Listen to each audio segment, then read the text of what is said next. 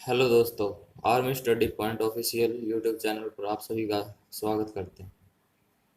आज हम आपके लिए नेक्स्ट 20 इम्पोर्टेंट क्वेश्चन लेके आए हैं जो कि बहुत ही इम्पोर्टेंट है एग्जाम पॉइंट ऑफ व्यू से। और जैसा कि आप सब लोग जानते हैं कि लॉकडाउन बढ़ा दिया गया है, 17 मई तक कर दिया गया है। तो घर पे बैठिए और आर्मी की तैयारी कीजिए इम्पोर्टेंट क्वेश्चनों के साथ। चलिए स्टार्ट करते हैं। हमारा फर्स्ट क्वेश्चन है, अर्जुन पुरस्कार की स्थापना कब हुई? तो दोस्तों अर्जुन पुरस्कार की स्थापना बतानी है। ए ऑप्शन है 1952, बी 1961, सी 1965, डी 1951। तो इसका बी आंसर राइट है। 1961 में अर्जुन पुरस्कार की स्थापना हुई थी। आगे चलते हैं दोस्तों, क्वेश्चन नंबर सेकंड।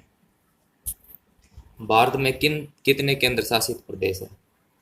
तो दोस्तों भारत में 9 केंद्र शासित प्रदेश है। पहले 7 थे लेकिन अब 9 है। 2 केंद्र शासित प्रदेश जम्मू कश्मीर और लद्दाख, 2 केंद्र शासित प्रदेश बनाए गए हैं 2019 में। तो अब 9 केंद्र शासित प्रदेश हैं। आगे चलते हैं दोस्तों। भारतीय संविधान की स्थापना किसने की थी? तो दोस्तों भारतीय संविधान है उसकी स्थापना बाबा साहब Vishwaratan doctor B are Ambedkar ने की थी। तो इसका बी आंसर राइट है। आगे चलते हैं दोस्तों। किस नदी को नमकीन नदी के नाम से जाना जाता है? तो दोस्तों नमकीन, इसको हम देसी भाषा में नोन भी कह देते हैं। नोन, तो नोन से बनता है लोन, लोनी। तो इसका बी आंसर राइट है। मतलब लोनी नदी को नमक की नदी कहते हैं। आगे चलते हैं दोस्तों, क्वेश्चन नंबर 5।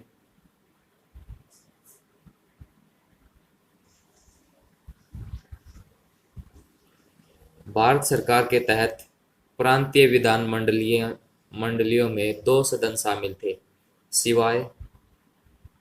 तो भारत सरकार के तहत प्रांतीय विधानसभा मंडलियों में 2 सदन शामिल थे सिवाय पंजाब के सिवाय 2 सदन शामिल थे। आगे चलते हैं दोस्तों, क्वेश्चन नंबर 6। रघुवंशम पुस्तक के रचयिता कौन है? तो दोस्तों रघुवंशम पुस्तक के रचयिता कालिदास जी हैं, प्रसिद्ध कवि हैं। आगे चलते हैं दोस्तों, क्वेश्चन नंबर 7। पंचशील समझौता किन 2 देशों के बीच हुआ है? तो दोस्तों पंचशील जो है बौद्ध धर्म का प्रतीक है, बौद्ध धर्म का फ्लैग है। तो ये जो पंचशील समझौता है ये इंडिया और चाइना के बीच हुआ।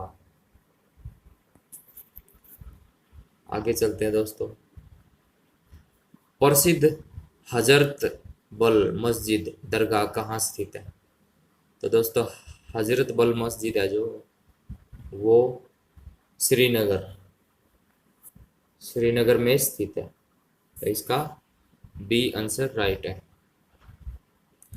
आगे चलते हैं दोस्तों, क्वेश्चन नंबर 9। अरब सागर की रानी किस शहर को कहा जाता है? तो दोस्तों अरब सागर की रानी कोचीन को कहते हैं।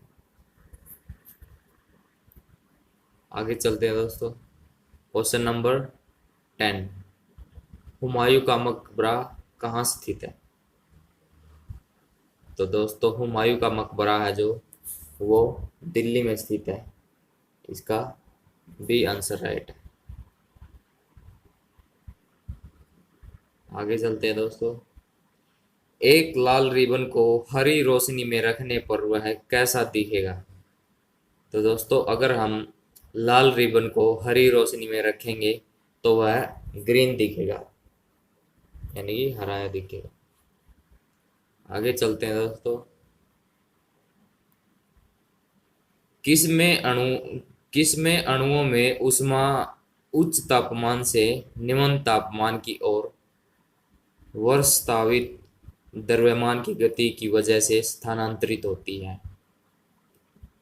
तो दोस्तों इसका आंसर बी राइट है, संवहन। किस किसमें अणुओं की सहायता अणुओं में किन अणुओं में ऊष्मा उच्च तापमान से निम्न तापमान की ओर वास्तविक द्रव्यमान की से वहन गति की वजह से स्थानांतरित होती है? तो वो दोस्तों संवहन, कन्वेंशन। आगे चलते हैं दोस्तों। Question number 13। खालिस्तान परत हमें सूर्य की हानिकारक पराबैंगनी किरण से बचाती है।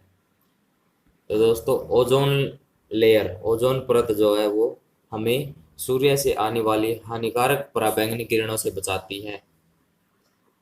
इसमें पहले छेद हो गया था, अब लॉकडाउन के चलते इसका छेद भी भर चुका है, क्योंकि पर्यावरण जो है वो संतुलन में आ गया है।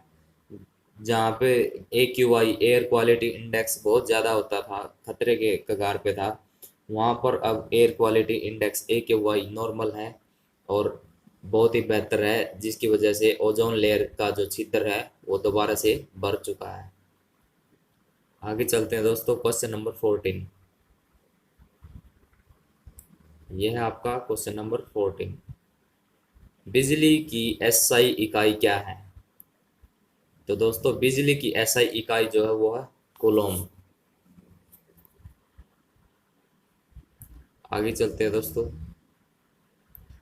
समतल दर्पण का केंद्रीय बिंदु खालिस्तान कहलाता है। तो दोस्तों समतल दर्पण है, जैसे कोई भी समतल है, एक ही लेवल पे है, समान है, तो उसका केंद्रीय बिंदु फोकस कहलाता है। तो इसका ए आंसर राइट है। आगे चलते हैं दोस्तों। Question number 16। रॉकेट में इस्तेमाल होने वाले ईंधन का नाम बताइए। तो दोस्तों रॉकेट में जो इस्तेमाल होता है ईंधन वो है प्रणोदक।